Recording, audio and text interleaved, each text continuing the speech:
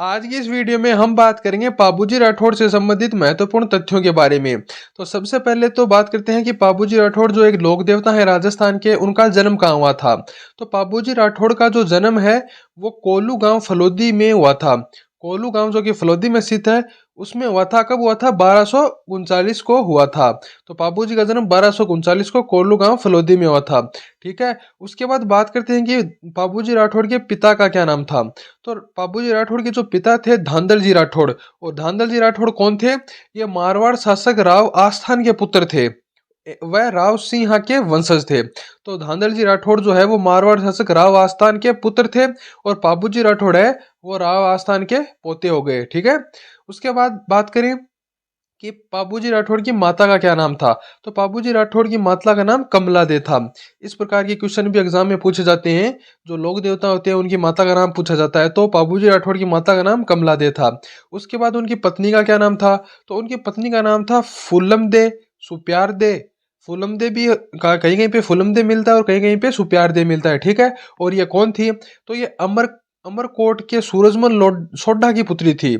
जो फुल्लम दे है वो अमरकोट के सूरजमल सोडा की पुत्री थी, जो ये पाबूजी की पत्नी थी। ठीक है। उसके बाद बात करते हैं कि पाबूजी की घोड़ी। अक्सर एग्जामों में लोक देवताओं की जो घोड़ी है उसके नाम भी पूछे जाते हैं। तो जो पाबूजी की घोड़ी थी उसका नाम था केसर कालमी। और देवल चारणी की घोड़ी थी।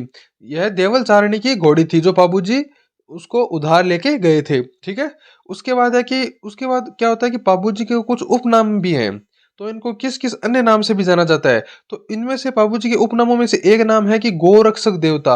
पाबूजी को गोरक्षक देवता कहा जाता है। और लक्ष्मण का अवतार कहा जाता है। प्लेग रक्षक देवता कहा जाता है। और ऊंटों का देवता कहा जाता है। ऊंटों का जो देवता कहा जाता है पाबूजी राठौड़ को कहा जाता है। ये क्वेश्चन बहुत बार एग्जाम में आया हुआ है कि ऊंटों का देवता और प्लेग रक्षक देवता किसे कहा जाता है। तो ये पाबूजी राठौड़ को कहा जाता है। जो रेबाड़ी रायका जो होते हैं, जो ऊंटों को पालते हैं, वो उनको बहुत पूजते हैं क्योंकि ये ऊंटों के देवता हैं। और ये प्लेग से उनकी रक्षा करते हैं। ठीक है। उसके बाद अगला पॉइंट है कि मारवाड़ में सर्वप्रथम ऊंट लाने का श्रेय पाबूजी को दिया जाता है। जो मारवाड़ है, जो जोधपुर था, उसमें सर्वप्रथम ऊंट लाने का जो श्रेय है वो पाबूजी को दिया जाता है। ठीक है। और उसके बाद अगला पॉइंट है कि ऊंट पालक जाति रायका इन्हें अपना आराध्य देव मानती है। जो ऊंट पालक जाति होती है रायका, जो ऊंट पालते हैं वो अपने बाबूजी को अपना आराध्य देव मानती है। इसी कारण इनको ऊंटों का देवता कहा जाता है और प्लेग रक्षक देवता भी कहा जाता है। उसके बाद अगले पॉइंट की बात करें तो अगला पॉइंट है हमारा कि गुजरात शासक अन्ना बघेला से विद्रोह करके 7 थोरी भाइयों चंदा देवा खापू व पेमा को बाबूजी ने शरण दी थी। ठीक है। गुजरात शासक अन्ना बघेल से विद्रोह करके इन 7 भाइयों को बाबूजी ने शरण दी थी। ठीक है। उसके बाद अगला पॉइंट है कि बाबूजी का बहनोई जिंदराव खिंची, जो कहाँ का था? जायल नागौर का। देवल चारणी की गायें चुरा के ले गया था। और इसी देवल चारणी को पाबूजी ने वचन दिया था कि मुझे अपनी घोड़ी दे दो और मैं वापस, अगर तुमने बीच में ही बुला लिया तो मैं वापस आके तुम्हारी गायों की रक्षा करूंगा। तो इसी कारण केसर काल में घोड़ी थी वो देवल चारणी की घोड़ी थी। ठीक है। उसके बाद अगला पॉइंट है कि देचू गांव फलोदी में युद्ध करते हुए वीरगति को प्राप्त हुए। यही पाबूजी महाराज की समाधि है। तो पाबूजी महाराज वीरगति को कहाँ प्राप्त हुए?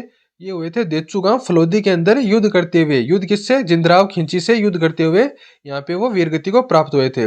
उसके बाद अगला पॉइंट है कि पाबूजी के सहयोगी कौन कौन थे।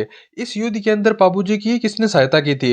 तो चांदा डेमा हरमल रेबारी ने इनकी सहायता की थी। अब ये देखो, ये चांदा ये वही है, अभी थोड़ी देर पहले वाले पॉइंट में मैंने बताया ना कि अन्ना बघेला से विद्रोह करके 7 भाई चांदा चांदा और ये चांदा वही है। ठीक है। तो ये पाबूजी के सहयोगी थे।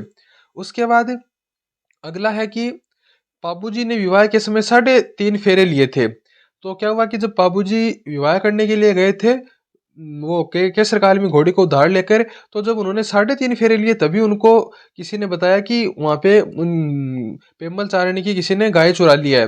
तो सॉरी, देवल चारणी की किसी ने गाय चुरा ली है। तो बाबूजी उसी समय वहां से निकल गए, 3.5 फेरे लिए और वहां से विवाह को अधूरा छोड़कर आगे निकल गए। ठीक है। उसके बाद बात करते हैं कि बाबूजी के प्रमुख मंदिर कहाँ है। तो बाबूजी का जो प्रमुख मंदिर है वो कोलमंड फलोदी, जहाँ पे बाबूजी का जन्म हुआ था, वहां में जहाँ के सरकाल में घोड़ी पर बाबूजी की बाई और झुकी हुई पाग की प्रतिमा व हाथ में बाला है। तो इनका ये महत्वपूर्ण मंदिर है कोलमंड फलोदी में। महत्वपूर्ण मंदिर कहाँ है? कोलमंड फलोदी के अंदर। ठीक है, वहां पे क्या है कि जहाँ केसर काल में घोड़े पर बाबू जी की बाईं और झुकी पा की प्रतिमा व हाथ में भाला है, इस प्रकार की एक प्रतिमा बनी हुई है। ठीक है, और यहाँ पर चैत्र अमावस्या को मेला लगता है। कहाँ लगता है? कोल्लूमंड फलोदी के अंदर मेला लगता है। ठीक है, उसके बाद है कि मेहर जाति के मुसलमान पाबू जी को पीर मानकर पूजते हैं। तो जो मतलब जिन लोक देवताओं को मुसलमान लोग पूजते हैं उनको पीर कहा जाता है। तो मेहर जाति के जो मुसलमान है वो पाबू जी को पीर मानकर पूजते हैं। ठीक है, फिर अगला पॉइंट है कि पाबू जी के गाथा गीत, जो पाबू जी के गाथा गीत है, पाबू जी के पावड़े माठ वाद्य यंत्र के साथ नायक व रेबारी जाति द्वारा गाए जाते हैं। माठ वाद्य यंत्र के साथ नायक व रेबारी जाति के द्वारा गाए जाते हैं पाबू जी के जो गीत होते हैं, जिनको पाबू जी के पावड़े बोला जाता है। ठीक है, उसके बाद एक अपना पॉइंट है कि पाबू जी की जो फड़ है वो नायक जाति के लोगों द्वारा रावण वाद्य यंत्र के साथ बांधी जाती है। ये इंपॉर्टेंट क्वेश्चन है, ये बहुत बार एग्जाम में पूछा गया है कि पाबू जी की फड़ को बांधते समय किस वाद्य यंत्र का प्रयोग किया जाता है। तो पाबू जी की फड़ बांधते समय रावण वाद्य यंत्र का प्रयोग किया जाता है। उसके बाद अगला हमारा क्वेश्चन है कि पाबू जी से रिलेटेड जो भी किताबें लिखी गई है ना, उन किताबों के नाम भी हम देखते हैं। ठीक है, तो पाबू प्रकाश है वो लिखी है आसिया मोड़जी ने। पाबू प्रकाश है वो आसिया मोड़जी ने लिखी है। पाबू जीरा छंद नामक जो रचना है वो बिट्ठू मेहा जी की है। बिट्ठू मेहा जी की पाबू जीरा छंद। और पाबू जीरा सोरठा है वो रामनाथ कविया ने लिखी है। पाबू जी का सोरठा। पाबू जीरा दोहा लिखा है लगराज ने। पाबू जी के गीत लिखे हैं बांकीदास ने। और पाबू जी की बात लिखी है लक्ष्मी कुमारी चुंडावत ने। तो ये पाबू जी से संबंधित महत्वपूर्ण रचनाएं हैं जो आपको ध्यान में रखनी है कि किसने कौन सी रचना लिखी है।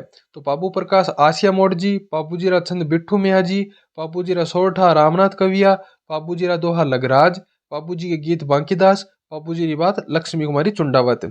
इसी के साथ हमारी आज की क्लास यहीं पे होती है समाप्त। मिलते हैं नेक्स्ट वीडियो में।